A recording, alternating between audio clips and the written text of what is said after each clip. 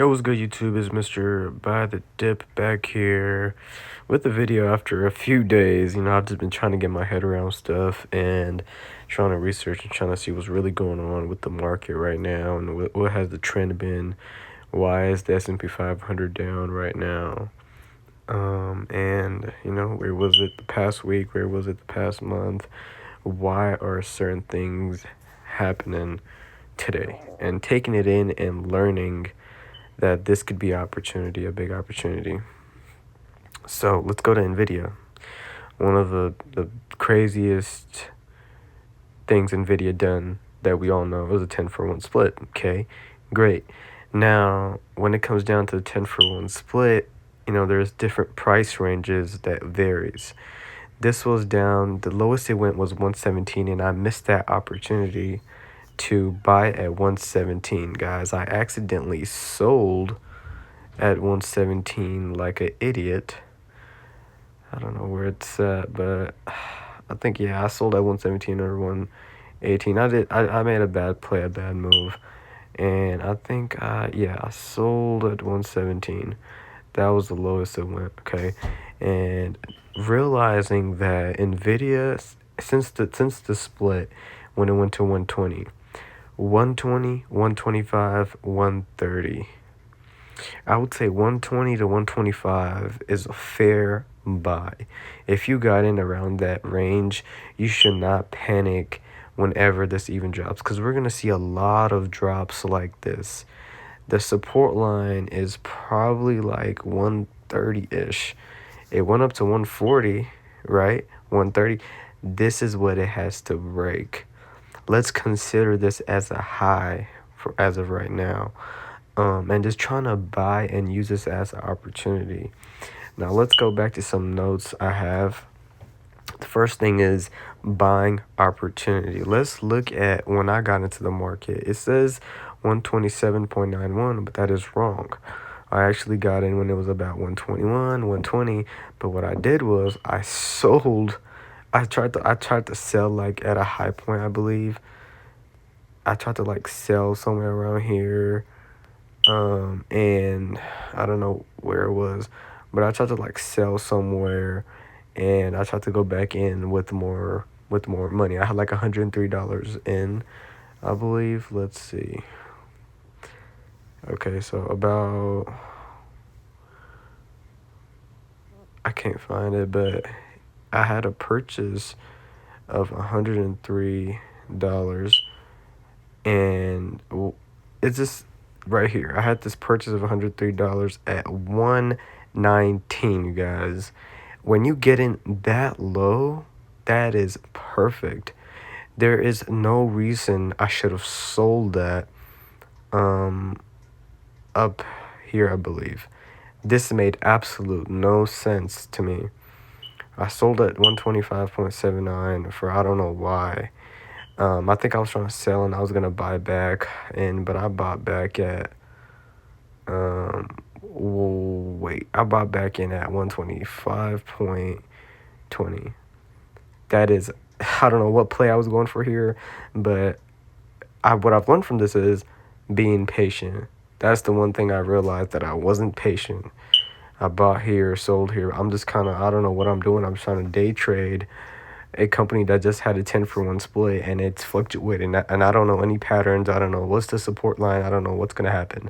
So this is what I deserve. This is what I get, and I'm sitting at a loss right now with the average cost per share of 127.91. Now I could lower that by buying at 126. I could buy more at 126, but I missed it. Oh well, I'm just gonna wait now. Second thing I have, 140 could be the tough margin to break. As we see, guys, let's go back, and as we see, 140, I don't think we got past 140. Let's see, 139, yep. 139.8, 139-ish. So we haven't got past 140. 140 is probably it's one of those tough barriers that we have to get through. If we get through, there's a chance we go to 145, 150, come back down to 130. So we have to patiently get in. I say my best bet is get in 124 and below. Whenever it's 124 and below, I would get in. And right now, I'm not even applying on my own rules because I was not patient. That's why I said patience with S&P 500 ETF. S&P 500 ETF will be down if NVIDIA is down. NVIDIA is one of the biggest, it's the biggest source of the S&P 500 is NVIDIA. NVIDIA, because it's the biggest market cap. It's the biggest stock in S&P 500. If NVIDIA is down, Apple is down, let's say Microsoft is down, these companies are literally running the S&P 500. So it's like, obviously, the S&P is going to be down. It will be down. There's no doubt about that. But even with that, it's patience. I don't have anything invested in it, but I know based on the start of the video and based on my research that it was down today, and that could be also because of NVIDIA. And NVIDIA is one of the top stocks, so SPDR will be down. That's another thing I noted.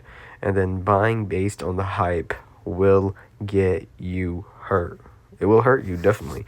What I mean is, back here, let's say NVIDIA, it was right here, right? It was right here. And if you bought right here, if you bought right here, if you bought right here, if you bought like in the 130s, I feel bad. I feel bad for you. Because this right here, when we start going up like that, this is not where you buy at all. I know it seems like it's going to go higher and higher and higher based on their previous records, but after the 10-for-1 split, it is not easy to predict these things because we haven't seen NVIDIA in this position ever. At least I haven't. So I didn't know what to do. What I did was I was going higher. I was buying at 129. I was buying at 130-ish. And I was just thinking it's going to go higher and higher and higher. But that's not how it works. So I ended up hurting myself. And right now I'm at 127.91. I'm hoping by July 3rd, 4th, we have a big dip where we come below 127.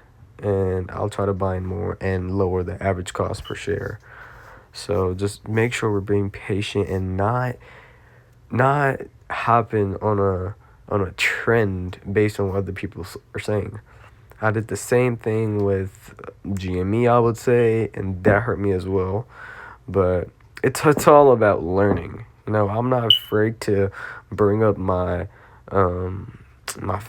failures, or you could say my bad investments, because I'm the type of guy that if I do something wrong, I would want somebody else to learn from it, and I would want to educate them and just make sure nobody else does the mistake. You know what I mean? So wait for dips, don't sell long terms. So very important that we wait for dips like this, and don't just sell if we see a little bit of profit, you know, especially with long terms. And long terms is like, you're not looking for $100 gain, just getting out. You're looking for 500, 400, or you're not just looking for 10,000. You're looking for 40,000, 50,000.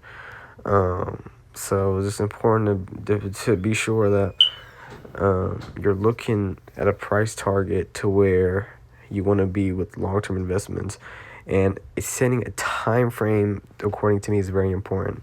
I'm looking around to keep NVIDIA for at least a year. Okay, for me, I think I consider that as long term. My short term is usually 3 to 4 months. I'm trying to get a little gain and just get it out of the way. But I invest a totally different way because I am on a sponsored account. I am not somebody that is, you know, allowed on Webull, Robinhood, or Fidelity, whatever the other investment platforms is.